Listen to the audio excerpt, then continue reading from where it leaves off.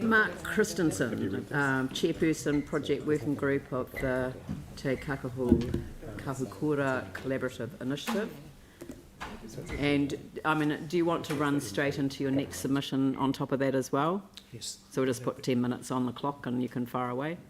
Yep. Good evening, Your Worship, councillors. Thank you very much for the opportunity. Yeah. I'm here to present, speak to two different submissions. The first is on behalf of the project working group for the project which is known as Te Kakahu Kahukura. Now, I came and had a chat to you about that project before Christmas, and I'm not going to repeat that. You don't want me to do that. Simply, this submission supports submissions of others, particularly the Banks Peninsula Conservation Trust and Summit Road Society in terms of the work that's going on in this particular area. So on page 121 of this evening's agenda, there are 5 points that the working group is requesting the council consider for the long-term plan. Those are the same 5 points as both of those other organisations are making. I think I can probably just leave it at that in terms of the presentation of that submission. Going on to the second one, which is a submission on behalf of what is known as the Project Oversight Group of the Banks Peninsula Pest-Free Initiative. And this is a group which comprises appointees at a senior governance level of the key parties and members of that Memorandum of Understanding, which was signed back in 2019 around pest-free Banks Peninsula. The council is one of those, and you'll see that the Deputy Mayor, Councillor Turner, is a member of that committee along with a number of others.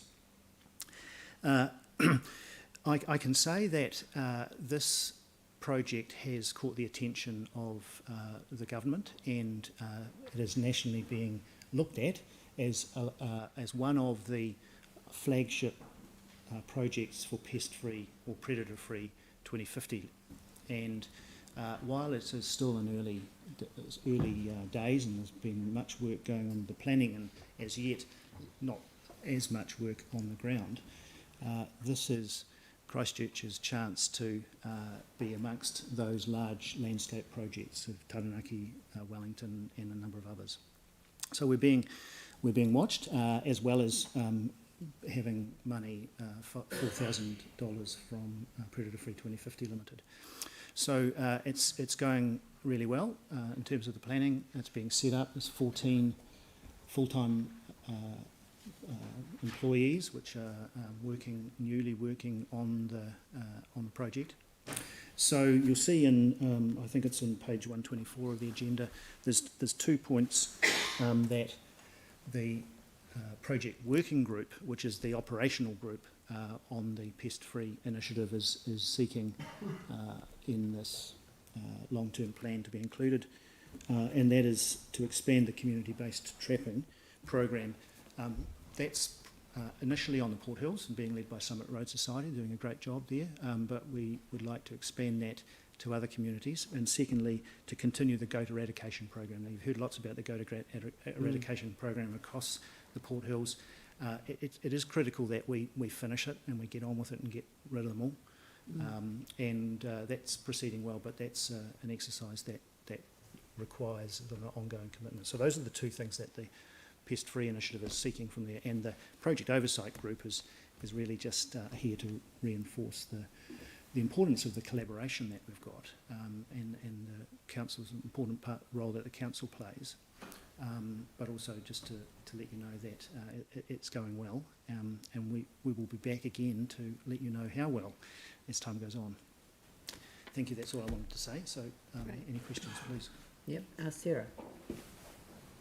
Thank you so much. Just a couple of quick checks. The 40,000 for the goat program. Is it mentioned because it's not there, or is it mentioned because it's there and you just want to keep it there? I think it's there. Yeah. And we want to keep it there. Oh no, that's fine. It's because it's not clear with some of them, and there's quite a few different groups now doing the pest-free, predator-free type stuff and making sure the funding goes to the right pots, if you like, isn't always easy. So we had in the past done sort of 2 years of funding for the predator-free work on the Port Hills as well. That's separate to the other groups, isn't it? No. But that's the same funding? What we're trying to do is the Pest Free Initiative is trying to coordinate and facilitate everything working together. So the idea is that the group, so it was the 14 parties plus anyone else who joins, Yeah. it is designed to really be the Yeah. body through which funding should go. Yeah. And that means that they can collectively work out where the best place and best priority is for that funding. Okay. But the pest-free stuff's really essential for all of the planting stuff that's happening It is. everywhere. Yeah, it's all Yeah. combined, yeah. So, Yeah. Okay, thanks. Look, thank you very much. Much appreciated. thank you. Thank you. Okay.